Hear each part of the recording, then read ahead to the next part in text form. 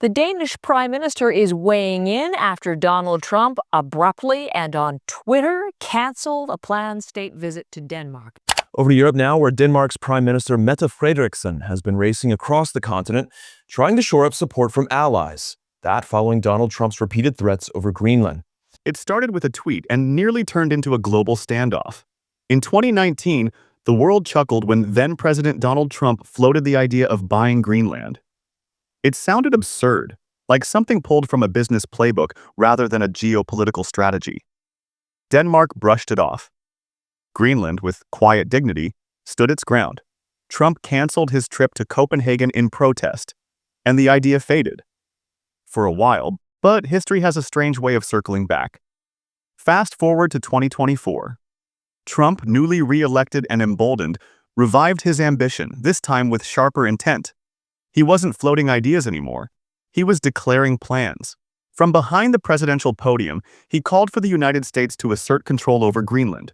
Not through partnership, but through pressure, power, and sheer dominance. The world watched. Denmark pushed back. Greenland didn't flinch. What most didn't see coming, though, was the silent move by another global player. While all eyes were on Trump's escalating rhetoric, one nation quietly invested $3 billion into Greenland, securing a foothold not through threats, but through strategy and subtle diplomacy. That move would shift the balance of power in the Arctic for years to come. Why all this fuss over an icy island? Because Greenland is no frozen wasteland. Beneath its vast glaciers lie untapped riches. 38 billion tons of rare earth minerals, vital ingredients for smartphones, EV batteries, missile systems, even nuclear submarines. Names like molybdenum, graphite, and zirconium aren't just for scientists. They're for superpowers. And then there's the energy. Offshore, Greenland's waters are believed to hide over 17 billion barrels of oil, along with vast reserves of natural gas. That alone is enough to spark the interest of any resource-hungry nation. But for U.S. military strategists, it wasn't just about what's under the ice. It was about what's above it. The Arctic has long been a blind spot in America's northern defense grid. Gaps in radar coverage, vulnerable satellite paths, strategic weaknesses that, in a time of growing great power competition, couldn't be ignored. This wasn't just about buying land anymore. It was about projecting power, securing resources, and dominating one of the last frontiers of the modern world.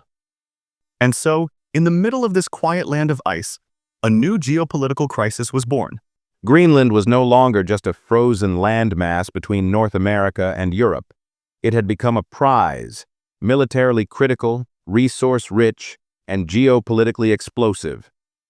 Perched between the two continents, Greenland offered more than raw materials. It provided the perfect launch point for tracking Russian and Chinese movement across the Arctic. For the U.S., that made it a lot more than a mineral jackpot. It became a strategic necessity. So when Donald Trump returned to the White House in 2024, he picked up where he left off years earlier. But this time, the tone was sharper. He ordered his national security team to dust off old Cold War playbooks, military proposals and Arctic base plans buried in the archives since the 1980s. These weren't symbolic gestures. They were preparation. The message was clear. Greenland must be brought under American influence, this time for real. By March 2025, the rhetoric shifted dramatically. Gone were the half-jokes and diplomatic overtures. Trump was no longer suggesting cooperation.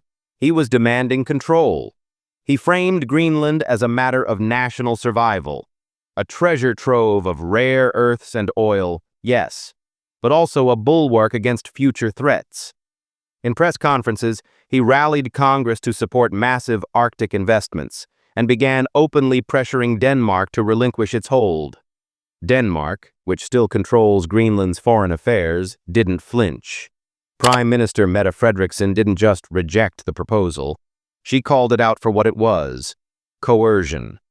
With calm but firm resolve, she reminded the world that Greenland belongs to its people, and that no foreign pressure would ever change that. Her response wasn't just symbolic. She took the issue to NATO, not as a policy debate, but as a threat to the very unity of the alliance. She rallied European support and mobilized Danish parliament. By January 2025, the message was unmistakable. Any political or military pressure on Greenland would be seen as a breach of trust among allies. NATO didn't hesitate. Joint Arctic exercises were launched. Naval forces were deployed to the waters around Greenland. Subtle signals became unmistakable warnings, but even as Denmark stood firm, it was Greenland itself that delivered the loudest message. For the first time in its modern political history, every major Greenlandic party stood united. Parliament passed a historic resolution rejecting any U.S. claim or pressure on its sovereignty. But they didn't stop there. They demanded more than political recognition. They demanded economic power. A new law was passed requiring all foreign mining companies to employ local Greenlandic workers. A sovereign wealth fund was created to ensure profits stayed on the island.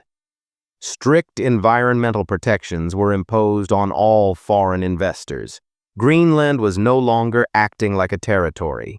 It was stepping into the arena as a rising Arctic power. While Trump's foreign policy grew louder, more aggressive, more headline-driven, something else was happening quietly, almost invisibly. Not in Washington, not in Moscow, not even in Beijing, but in Ottawa. Canada had already made its move, careful, calculated, and under the radar. While the U.S. was fixated on forcing the Arctic door open, Canada had quietly slipped through it. And Washington didn't even realize it yet. While the U.S. was issuing threats, Canada was quietly getting to work. Starting in late 2024, Canadian companies, backed by Greenlandic authorities and supported by the European Union, began forming deep strategic mining partnerships that would reshape the Arctic's economic future. By the spring of 2025, Canada had locked in over $3 billion in long-term investment deals directly tied to Greenland's vast mineral resources. One standout was Greenland Resources, Inc., which secured a 30-year license to mine molybdenum, a rare metal critical for strengthening steel.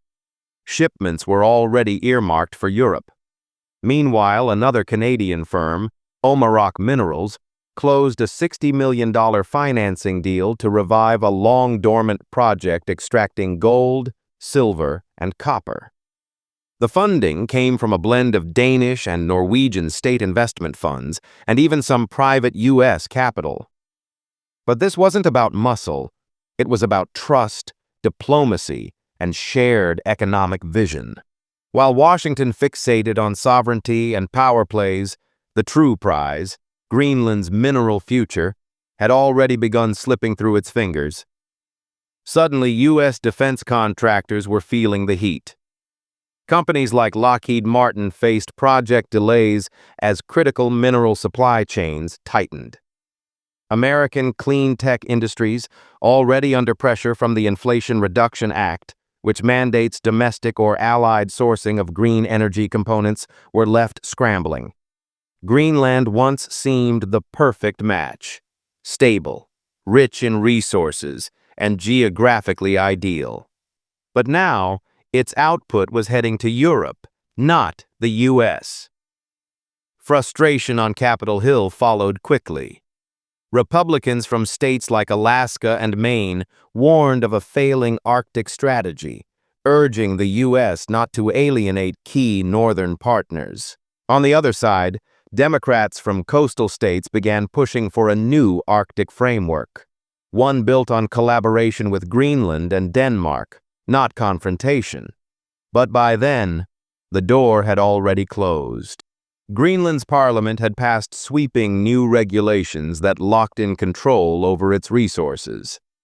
Foreign companies were welcome, but only under Greenlandic terms. And public opinion, both in Nuuk and Copenhagen, had hardened. In Denmark, young voters turned sharply against the U.S., and a new phrase began trending in European media: colonial fantasy. Trump's approach was increasingly seen as outdated, reckless, and insulting. Business leaders in Copenhagen followed the public mood, shifting investments away from the US and toward EU-backed infrastructure and green energy ventures in Greenland. For Denmark, the era of automatic trust in American leadership was over. The Arctic power balance had shifted, quietly but decisively. Trump's strategy was loud, forceful, and short-sighted. Canada's was quiet, collaborative, and long-term. And when the moment came to choose sides, NATO allies from France to Norway stood firmly with Denmark. In the end, it wasn't the loudest voice that won. It was the one that listened. While the world watched a geopolitical tug-of-war unfold over Greenland, something remarkable happened. The island's leaders didn't back down, didn't give in, and didn't break away. Instead, they stood tall and redefined their future on their own terms. This wasn't just a territorial dispute. It was a quiet test of how power is built in the 21st century. Not with threats or ultimatums, but with trust, respect, and long-term vision. Canada, almost unexpectedly, emerged as the diplomatic winner. While others rattled sabers, it built partnerships. While others tried to claim control, Canada earned it through cooperation, investment, and quiet consistency. Greenland seized that moment. It didn't just resist foreign pressure. It asserted its autonomy, attracted billions in strategic investments, created new jobs for its people, and stepped confidently into a new role, a rising player in global resource politics.